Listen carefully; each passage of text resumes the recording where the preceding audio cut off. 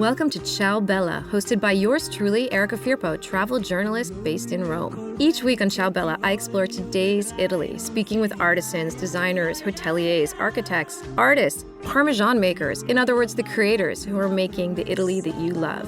So sit back and join in.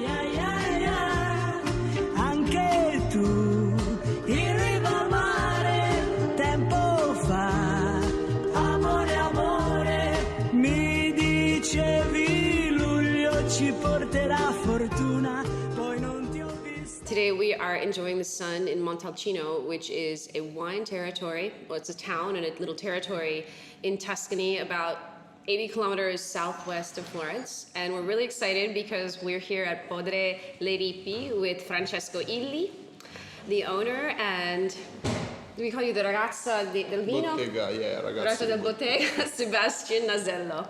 Well, thanks for having us this morning.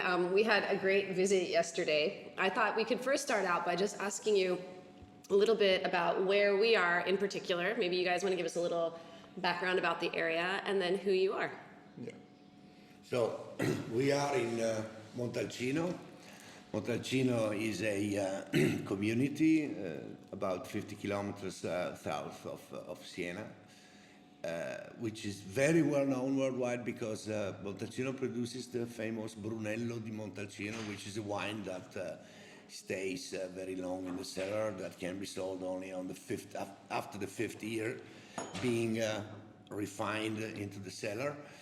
And Podere Le Ripi is one of the about 250 wineries that are here in Brunello di Montalcino, and we are in the southwest of the region. A particularly beautiful place that looks east, that has a lot of sunshine in the morning. And here in Montalcino I am since 1997, and we're making wine, and we are extremely delighted by the fact that we have such a life in paradise. Francesco, you're not originally from here. What brought you specifically to this place? No, I'm original from Trieste. I lived about 20 years in Switzerland selling coffee. My name has something to do with coffee.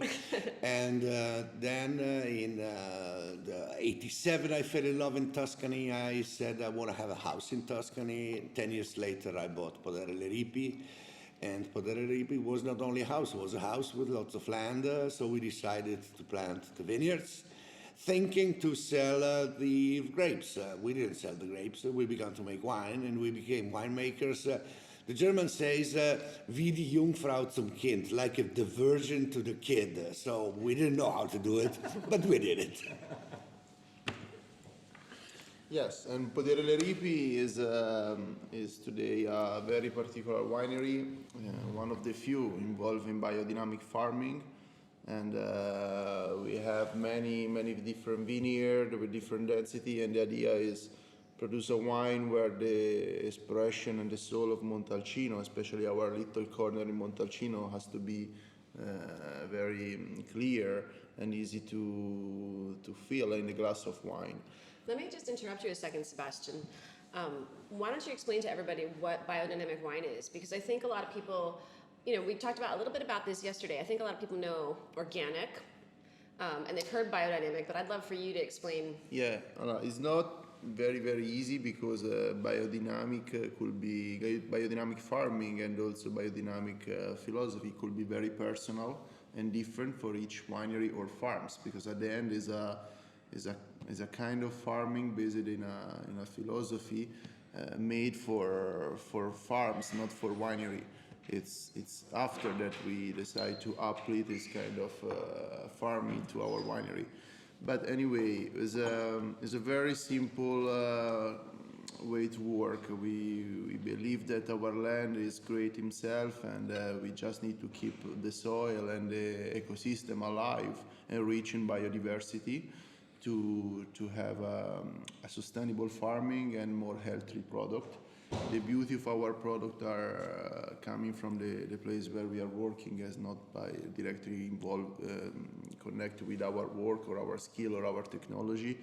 We spend more time to try to don't ruin this beauty, and we're not stressed to increase the quality by changing by the manipulation of the grape in our wine, but everything is very simple. It's what our grandfather and our agent made in their story and their work, because they didn't have the technology or the facilities or the chemical or all the treatments now are available for making farming. And what they did is mostly follow the moon and work by the hand and keep the vine close each other, make the plants helping each other to have more healthy food for the family. And I would also try to give my view of biodynamics. I started here from the very beginning being organic, but not certified. Why organic? Because I have seen in all these years how chemical molecules are invented, then they say they are wonderful, then they say they are really perfect, then they begin to use them, then somebody begins to say, well, maybe it could be harmful, and then it takes another years, and at the end of the whole story that can go on of also half a century, this becomes forbidden. So mankind invents things, talking about DDT forever, very simple example. No? When they invented DDT, that was the biggest idea. Today DDT is extremely dangerous. It's the worst thing that you can have. So my reasoning was, I don't want to do with my plants, which becomes my fruit, which becomes my wine, which becomes what my client is going to drink. I don't want to do this curve experience, which is bringing us to know that maybe this was not so harmless, no? So this was the decision at the beginning. But then when we went into biodynamics, we understood immediately that if you go only organic without bringing anything to the soil is going to be used, and you're going to still lose some organic matter that should be into the soil. And then we began to use the biodynamics. The biodynamics brings organic matter continuously into the soil, which enriches the mycorrhiza.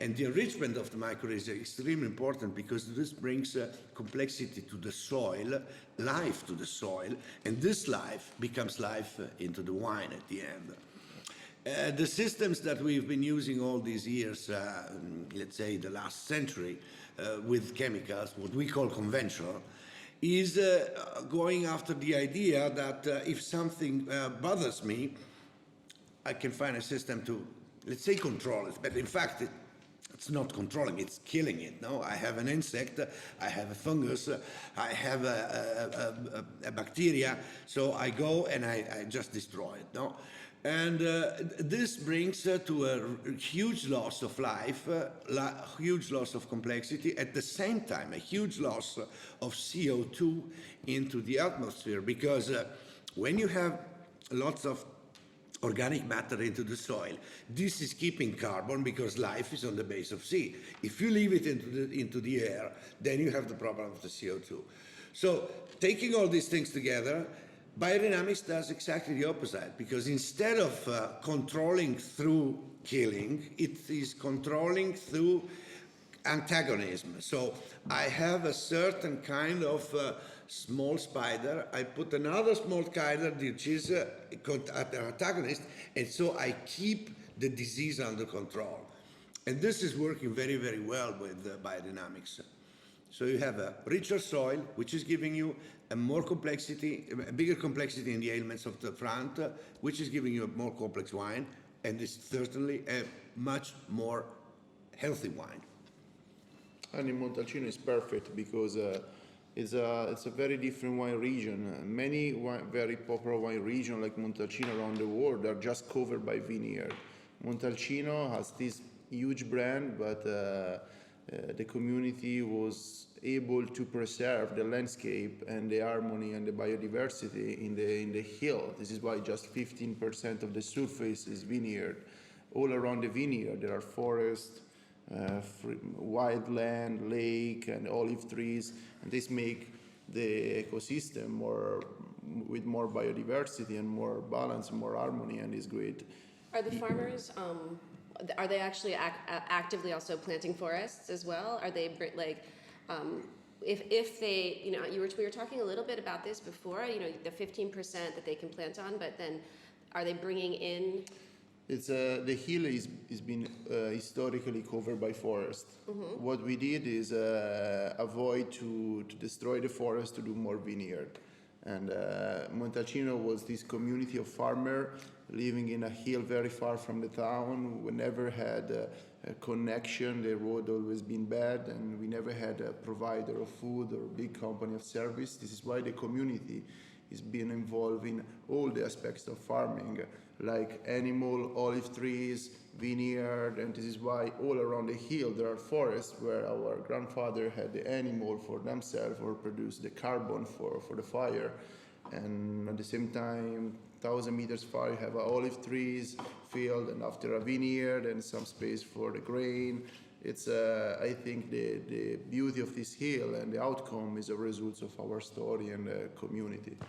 And let's talk just a little bit about Brunello. Let's let everybody know what that is, because I know that I think it was pre-World War II. Brunello was considered very rare. It wasn't really, or it wasn't very well known.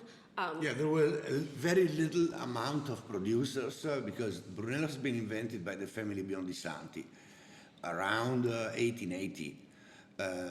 And then it began slowly to grow. Today we are up to 250 producers, as I said before, and there's a lot of people making also very, very beautiful products. The characteristic of Brunello is, number one, to be 100% Sangiovese grape. It must be by disciplinary.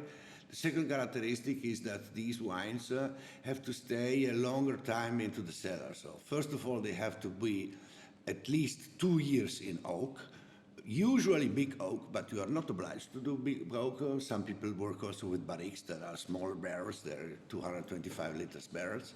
We work mostly with 2,000 up to 4,000 liter oak casks. And then the second characteristic is that the wine must stay into the cellar about 5 years. And only after 5 years it can go to market. So this means that this is one of the rare, pretty rare wines that cannot go to market if they don't have had a very, very important aging in the cellar. And the Riserva has another year? The Riserva has 1 year more, exactly. The Riserva has 1 year more. So this is the peculiarity of the Brunello, which means that those wines are going to be mostly big wines, important wines. And the market is appreciating this more and more and more. And Brunello is actually having a very, very strong success in the last 25 to 30 years. Now you guys have, I think, if I counted correctly, is it 4 different labels? Ooh, I just lost my voice. It's a wine. A wine. Yeah. It's a wine from last night, right?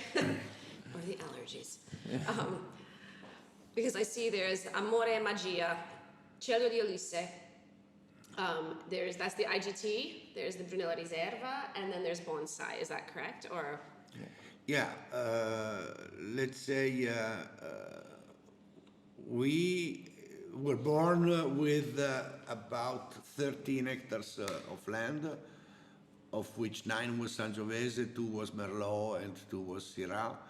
We still have the Syrah. The Merlot is going to be grafted. Last year, 2 years ago, we bought another winery and we became 32 hectares. So when you have 32 hectares, you will have different qualities that are coming out from these grapes that you bring in the cellar. And these different qualities are not always going to be the same from the same vineyard, because you can have a vineyard that this year is making you a very, very big result, and next year is going to be a less good result. So you need to differentiate kind of few different labels in which you say, so this is the most basic wine and this is the best wine that we can do. And that's why we are now having one IGT, which is called Amore Follia. Then we have a Rosso. Then we have one Brunello that is coming from the new winery, 2 Brunellos coming from Podere Le Ripi, and then we have the Bonsai. The Bonsai is something completely different because this is an experiment that we do in a very small amount. We're talking about 600 to 1,000 bottles per year. in the densest vineyard in the world. It's a vineyard that has the plants so narrow that either they go down with the roots to search for their food or they die. How far away are they planted? Like a meter? No. No. It's 40 centimeters. Oh, 40 Let's say it's a foot and a third Okay. from plant to plant. So they are, the density of a vineyard in Montalcino is roughly about 5,000 roots per hectare. Burgundy is extremely high, density is 10,000 roots per hectare. The bonsai is 62,500 roots per hectare, so it's 6 times more dense than Burgundy. And this was an experiment that I did because I was thinking I want to see what happens if they put them so narrow that either they go down or they die, and it works because they understand that they have to go down, and they go down very quickly. So when the roots go so deep, so fast, what happens is that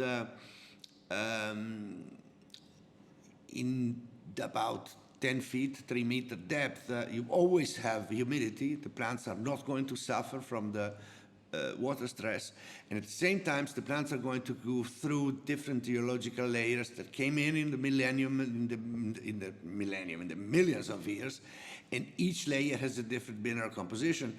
This is going to bring an ailment to the plant that is extremely differentiated.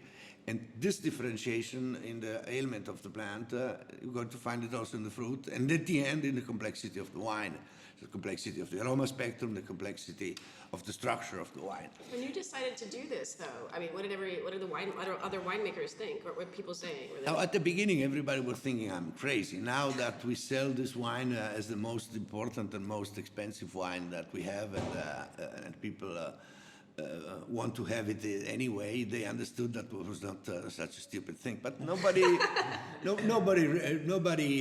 did the same yet. It's gonna happen. It takes years. How much is a bottle of bonsai? We sell it now to 250 euros, and still we don't have bonsai because it's always sold. It's beautiful because people, when the people arrive here, we try to show them our work behind the bottle. We walk in the vineyard, we walk in the cellar, we try to look and touch everything. And when we show the bonsai, people are very surprised to see this vineyard with very high density. But at the end, what I think is we are too much used to see vineyard where the vine are just in a row with a big space between the row for the machine. But this kind of vineyard are just the results of our necessity to use the machine, to save some cost and to make some work lighter for the human. But in our story, we always had vineyard with a very high density because the vine loves to be close each other. Vine through the roots help each other. They compete for the soil. The mycorrhiza grow better, and the covering and the shadow that we can have with this vine close each other improve the soil in terms of organic matter because we don't have this very strong sun over the soil, able to oxidate all the organic matter and losing the famous CO2 that Francesco was talking about. And at the end, having this vineyard is it's a big challenger because it's hard work. But what we see, the fruit are grape, and the link between the vine and the location where they are growing is incredibly strong. Having these deep roots, and is for me the easy way to show the terroir, the soul of our vineyard, without just having deep roots and vines that are living here, not because we are there to feed them with fertilizer or providing water, but just because they have all that they need in the place where they are growing. Let's talk about this place where they're growing. Let's talk, because we had an incredible walk through yesterday, and you guys are doing a very new project that not many people are doing. That I guess is starting this year. The visit, because it's not just about this small acreage of vines. It's about the overall experience in the vineyards and the farming experience. And Sebastian, I know, and also it's also about how young you guys are. So first of all, Sebastian, when did you come to Podere Le Ripi? I'm arrived in 2012. I studied wine for many years, and I am arrived in Montalcino 10 years ago, and the first 3 years I worked for another winery completely different, and it's been fun because when at the end of my study I had many books. I was a great student. I love study, and I have this mentality where the human, through the skill, through the knowledge, are able to do and control the process and make really the difference in terms of quality. But when I arrived in Podere Le Ripi, especially spending time directly involved with the vineyard, with the cellar, I understood the less I touch, and normally better is the results and the wine. It's something strange and looks a bit crazy, but at the end, if you are in a great place like we are, every time that we believe to know how to change something, how manipulate the nature, we can do huge mistake. And thanks to Francesco that has this mentality and teach me about this way to work. Now we are very confident in our vineyard. We are very confident in the Sangiovese grape, and we know that if sometimes the fermentation probably looks too long for our expectation, or the wine, or we don't understand the wine because it's evolving in the cellar, it's not a problem of the wine. It's probably a problem of ourselves, like human, no? And we have to be more patient and wait and try to understand and give all the time and the respect that the product itself needs to be great after the right time. I think we have to think that Homo sapiens is about 200 to 300,000 years old. This nature here is many millions older. The experiments that the nature did before us are much more than those that we can do. So nature knows much better than we do. Let's talk a little bit about the nature here, because now you've opened this beautiful garden experience. Yeah. And I know this was how we met, because you wanted to share that with me. Yeah. And we brought our daughter here yesterday, and it was great. I mean, we were walking through. Well, for me, the best part was seeing the Bug Hotel. But why don't you tell us a little bit about what you created? Okay, it's I think it's a dream, because as a biodynamic winery, we always dream not just a winery, but a farmhouse, because a farmhouse is much more complete in terms of harmony. There are different animals, different plants, and the idea to have a company just involved in one kind of plants, vine, it's not harmonious. It's a kind of monoculture business, and it's not healthy for the place. It's not in a balance with the ecosystem. And now finally we had this opportunity to take some land of our property and having different plants and different animals and increasing the biodiversity. And we say, okay, that's the time. We did this amazing garden, and at the same time we decided also to show the garden to the people, because for us is the best way to make the people understand why Montalcino is producing such a great wine. This biodiversity, this idea of farmer involved in winemaking, and Brunello coming not from the winemaker, but from special piece of land, it's very easy to explain, taking the people around the garden and explain why we spend so much time in the vineyard, in the garden too, and why the soil has to be alive, why you have to look the worms inside the soil, or it's super hands-on, and this is something that the people love and never forget. This is why we work at the garden for all the winter, and now finally we are ready.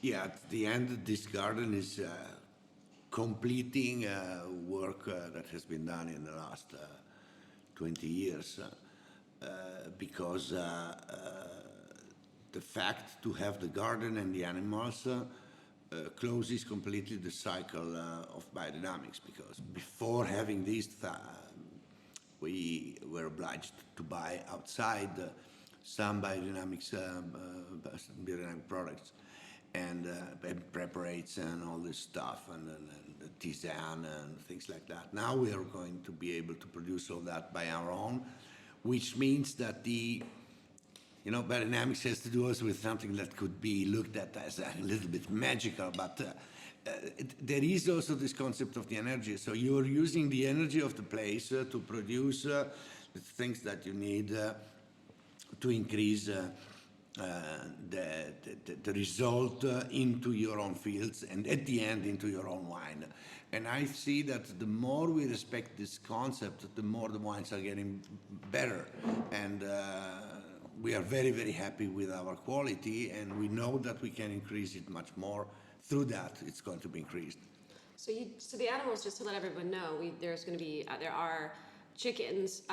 We saw the donkey. We didn't see them because they hid from us. The goats, pecore, sheep, and chianina beef, so cows, and then the garden itself. Because one of the things that you said earlier, you said that a farmhouse is harmony. Yeah.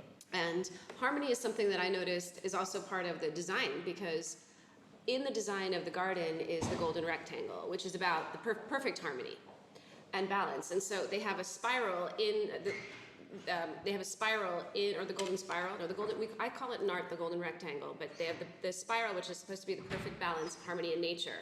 And that's part of the layout of your garden. And that's where, that's kind of the apex where you have the different levels of where they were. Because first of all, it's a synergic garden. It's not a normal garden. It's of course biodynamic, but there are different plants that are growing together, and over this kind of bed of trims and straw to keep the soil more alive and save more water in the soil. And the girl who helped us to design the garden, Georgia, was super passionate in the cosmos, in the biodynamic energy, in the synergies between the plants. And when we decided to design this place, we did all our best to help a super harmonious place where plants can live together, not produce, live together. The synergy is very important because there are plants that live together, there are plants that live well together, so they help each other, and there are plants that kill each other. I remember one day I had a very small plant near a palm tree that I have here in a vase, and somebody came and told me this palm tree is going to kill this plant, and the palm tree killed the plant. So as you have this phenomenon of plants that are fighting each other, you also have the phenomenon of plants that are helping each other. And the idea of the biodynamic synergetic garden is to put the plants that help each other together. And this is going to help you, first of all, into controlling all the eventual diseases or disturbances, because grass is not a disease, but it's a disturbance that you don't want to have. So, and first of all, it's helping this, and second, it's going to bring you a better quality of the vegetable that you're going to get. And I think that synergy also ends up getting reflected in your team, because I see, just spending time with all of you, I see that you've created incredible synergy amongst all of you. You're 18, did you say? Yeah, 18 and very young. But I think this team, very young and passionate, is something of unusual in Italy. We had, thanks to Francesco, the opportunity to work like be in our home, and we feel a part of the project. We feel important, and it's great. For me, it's important that people feel well where they work. Because my impression is that if you love what you're doing, and working is an important part of your day, you are going to be more happy. And if you're more happy, everything goes better. Yeah. Now, speaking of happy, something that made me incredibly happy, and I know made Darius very, very happy when we came here, was seeing your Cantina Aurea. And I know you wanted to ask some questions, and let's talk a little bit about the Cantina. I mean, I definitely have the same kind of, mentality in my work. Like, I'm being an archaeologist, living in Rome, being in the location that I want to be, and I decided that, and then ultimately I'm happy that I can and work in that environment. It is just, it's like a dream every day. It doesn't feel like work. So I got that vibe, just being here and spending the day and seeing how everyone's participating in something much more than just a job. You can just see the passion that comes out, and also in the products. And then for me, it's just really, really special. In addition to seeing this synergy with nature, then to see that how you made your cantina in the ancient Roman style, which is so incredibly impressive. So you didn't make something that looks like it's ancient. You actually took had all that insight and then passion to follow through to make something in a way that nobody makes it. How did that come about? Can you talk a little bit about that? Because it's quite an amazing structure. Well, I always speak about the idea that not having money means to have time. And it exactly happened. Yeah, but you look at the houses of centuries ago. Look at how people, I was looking at this in Morocco, for instance. Now people have little money but have a lot of time. Everything that they have, the house, the outside, the garden, it's always very, very beautiful. Why? Because they have the time to care about it. No? And I had the time to care about my project, so it took about 7 years to make the project. At the beginning, the idea was to make a beautiful concrete block like everybody else. And then at the end, we understood from the pretty fast that we wanted to have wines that stay very long in our cellar. We have wines that stay in the cellar up to 8 years before we go to market. And then we said, in these 8 years that the wine stayed there, I want to have a ambience in which the wine is protected. So I don't want to have Faraday cages. I don't want to have extra magnetic fields. I don't like cement. Cement is done with scoria. How do you say scoria? Partially with trash. Begin to think in the level of energies, begin to think in the level of homeopathics, then you stay in a cement 8 years and the cement is still leaving some stuff that you don't. So the idea was, no, I want something much more natural for that. And so we came very quickly to the idea, well, using bricks that are of terracotta. We are using how do you call it? Lime? No, it's not lime. Clay. Clay. We are using clay coming from the soil that has been cooked, so it's perfectly natural. Mm-hmm. We are going to use a mortar, and we use the mortar that is coming from lime, cooked lime. And so the elements are perfectly natural. You can build very easily, the Romans knew how to do it a very, very long time, without armoring, because you can make shape of the structure that is giving the forces down in a certain particular way, and the things stay there without that you are obliged to reinforce it with iron or with concrete. Mm-hmm. And then we've been working on that concept 7 years, and at the end of the 7 years we arrived to this idea where we have a central Pantheon which is built only of one single brick.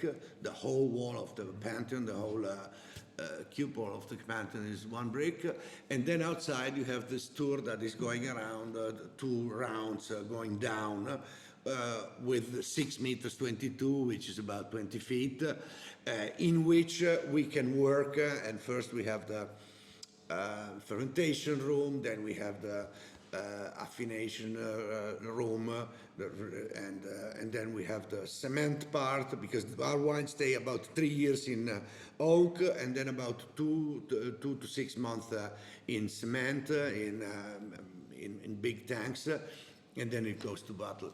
So the whole structure became a perfectly Roman structure, because there is no modern technique used in the construction of this building. It's 750,000 bricks laid by hand by 4 to 8 people in 4 years. So it's been a pretty important work, but it also looks important. Looks like a monument. And yeah, and what is also very interesting is that all the measures of this cellar are in golden cut. So we tried to put in the dimensions of the whole cellar, in all the measures, this number, which is seen as the number of harmony. They say the galaxies are shaped on golden cut. They say Stonehenge, the pyramids, the DNA. Many plants have this number in their way they grow. So it looks like that this is the number of harmony, and I like that, and that's why I made it in this shape. Well, what you were showing us yesterday was how you have that small sliver that cut out, and the light travels through. So what is it on the? It's on the 21st of June. No, and the hole is directed exactly to the south. So the sunshine gets into the hole in the moment in which the sunshine is at its highest point during the day. And the sunshine goes up and down in summer to winter into the sky. So this means that the sunshine is going to put the light in June at a little bit more than the center of the cellar. And in December, it's going from June to December, it's going slowly through the whole cellar and up the wall to a point where it reaches on the 21st of December. And we want to make a sunshine calendar, because the sunshine is going to hit that spot every year on that particular day. So take the 21st of, which is the equinox of March and of September, the sunshine is going to be forever in this spot. Yeah. So we want to make this sunshine calendar, but it's a very, very difficult project. There is this beautiful sunshine calendar that I've seen a few times in Rome, in Santa Maria degli Angeli, and this inspired me, because the idea of having this sense of time, no? You have a calendar that is telling you when the day is beautiful. At noon, the sunshine comes in, and it says today is the 13th of April, 2019. We know it, but 13th of April, it's this next year, forever. It's always going to be there. Yeah. That's the church that Michelangelo designed, correct? That's Right, out of the Michelangelo. Frigidarium of the Baths of Diocletian. And the Romans, I mean, obviously the Pantheon itself as well has the sun shining in at different times of the year. My favorite is April 21st, which is also the birthday of Rome. Romulus founds Rome on the 21st of April, so they say, and the sunshine hits the doorway. So just in that threshold, it's just bathed in sunlight. It's beautiful. So that's a nice time of year. They don't have a calendar in the Pantheon, but for example, on June 20th or 21st, I always, when our little one was a baby, I would take her and stand in the center of the Pantheon at 1 o'clock, and the sun would come straight down, and I'd hold her up and I'd go, because we kind of like antiquity. No, it's the same sort of thing. It's always count on those moments. Speaking of which, I wanted to ask you a little bit about the labels, because on the labels of Podere Le Ripi, there's looks like sirens, some mermaids. Yeah. This is not a motto. This is not your dog. No, It's a wolf. Well, his dog is a wolf. A half wolf. But can you tell? This should be a real wolf. Yeah, when I did the label, I asked a friend of mine to do me a heraldic symbol, and it came out with this. And then he asked me, well, what an animal would you like to have? An heraldic symbol has often an animal. I said, I want to have the wolf, because the wolf, I like the wolf.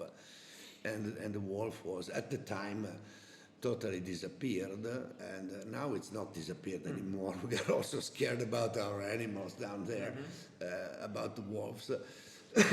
And so it came to this idea, and at the end we've been putting all this together, and then we took also the mermaids inside. So the wolves represent the man, the mermaids represent the female, and when the design was finished, I looked at this label, at this, at this picture, and I said, well, this is Lupia Sirene, which means wolves and mermaids, and that was the name of the wine. And then you have another wine called Cielo di Ulisse. Just behind you. Cielo di Ulisse, yes, this is Cielo di Ulisse, but Cielo di Ulisse It's another wolf. was born for a wine type that has been a little bit all around. And I say, when you have a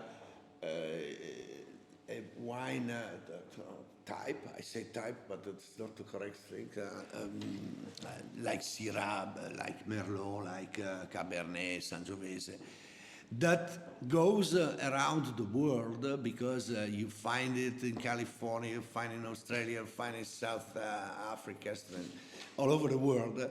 I say it's like Ulysses because Ulysses goes through the Odyssey to different places, and when he goes to a place, he learns things from the place, but he also brings his things to the place. So there is an interchange of cultures. And so I said, I like this idea of a wine variety that is bringing his own culture, but is also taking from the culture of the space. And the culture of the space is not only the geology, the microclimatology, it's also the people, how they work. It's the whole thing. So there is an interchange between the culture of this variety and of the place where it comes.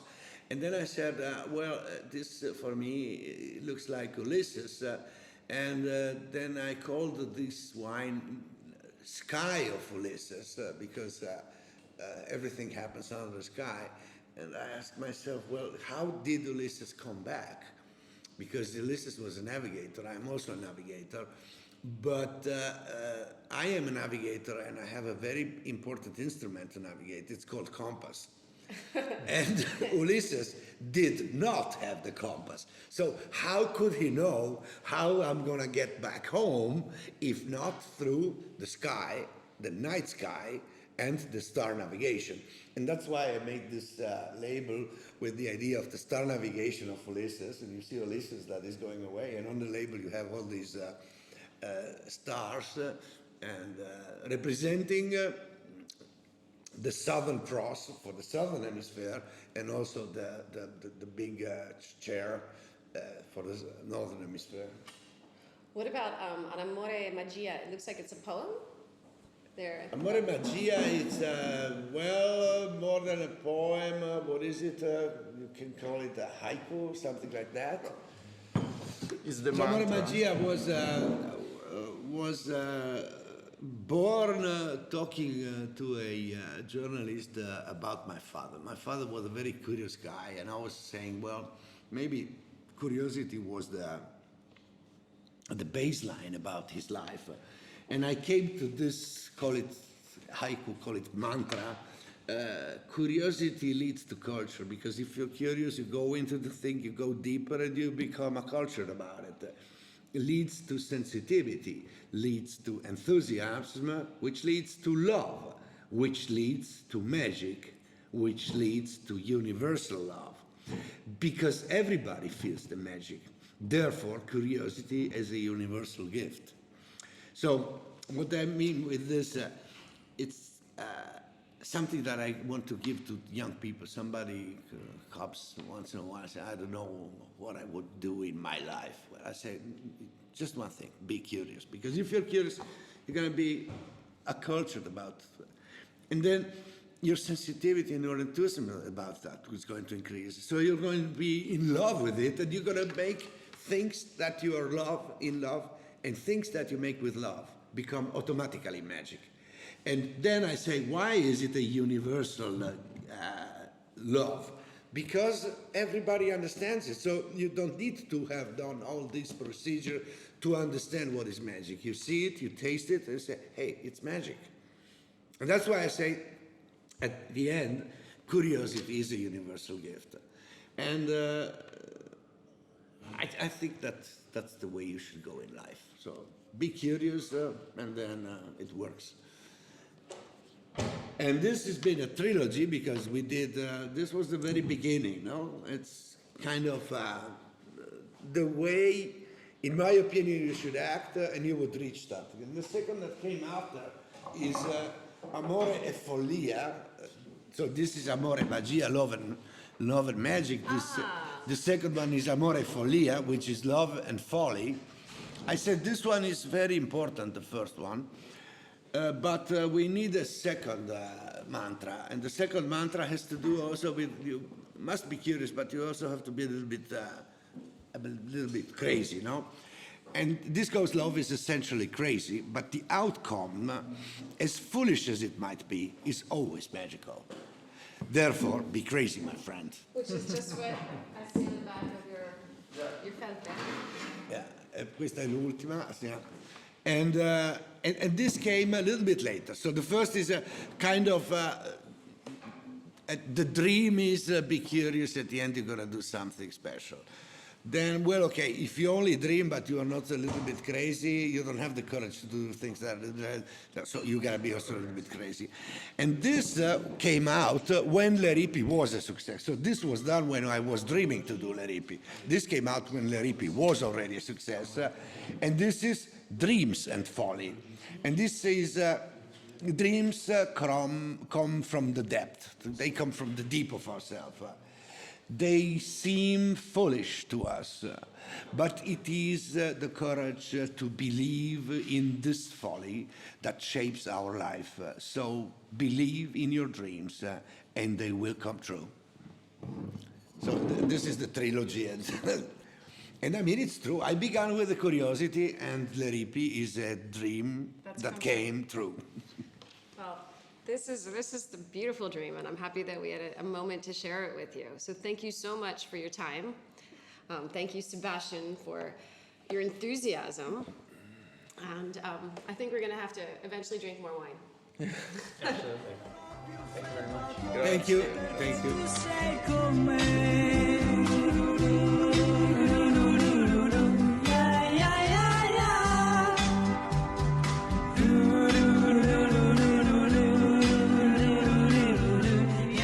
Thanks for listening to this week's episode of Ciao Bella. You can find all my episodes on iTunes, and if you have time, subscribe, rate, and let me know your thoughts on the podcast. You can also be part of the podcast by donating. Find Ciao Bella on patreon.com, where with as little as $1, you get behind-the-scenes photos and videos as I travel all throughout Italy. To learn more about me and my work, go to my website, ericafirpo.com, and follow my Italy adventures on Instagram at ericafirpo. Ciao Bella! And a very big thank you and hug to Massimiliano Yonta and Disc to Disc Studios, the producers of Ciao Bella, who continue to make me sound and feel great.